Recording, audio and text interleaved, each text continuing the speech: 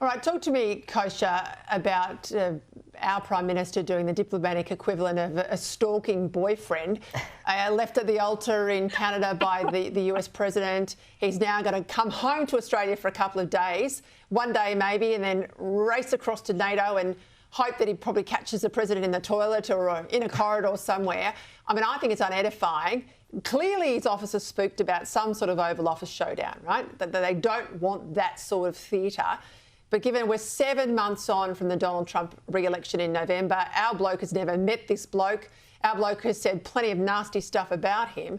Are you surprised Australia hasn't done enough to have this face-to-face meeting, you know, calm the ego of the President and get some of our issues dealt with promptly? A little bit, and that was quite the metaphor, Peta. I think that imagery is sticking in people's minds, trying to chase him around the world and get that meeting when we've had 100 days over here. All sorts of people have gone in. Yes, you know, you don't know what you're walking into when you walk into the lion's den of the White House. We've seen that. But you got to grab the bull by its horns. It is a friendly relationship, a 100-year partnership. There are issues that Australia brings to the table that are of interest to Trump. You have a trade surplus, the position geographically in this part of the world, proximity to China, etc. There's plenty that can be used here, and it doesn't come across as being particularly strong if you're not being proactive about getting a meeting and trying to at least frame some sort of a trade deal on your terms, even if you don't hold all the cards.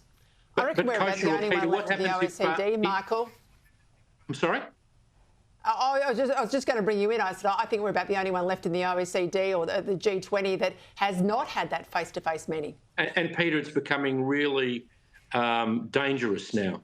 So imagine he goes to Brussels and he's dateless again.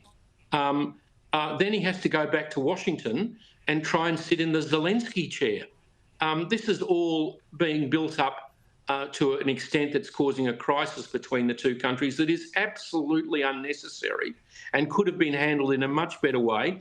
People have to blame Albo and Wong for jeopardising our relationship with a country where you may not like the President, but Keir Starmer has shown that the Labor government, even that sent staff to work against Trump's re-election, can repair the relationship, behave like adults and generate the relationship between the two countries that a great country like Australia deserves. I've got to leave it there. Thank you very much, Michael. Thank you, Kosha.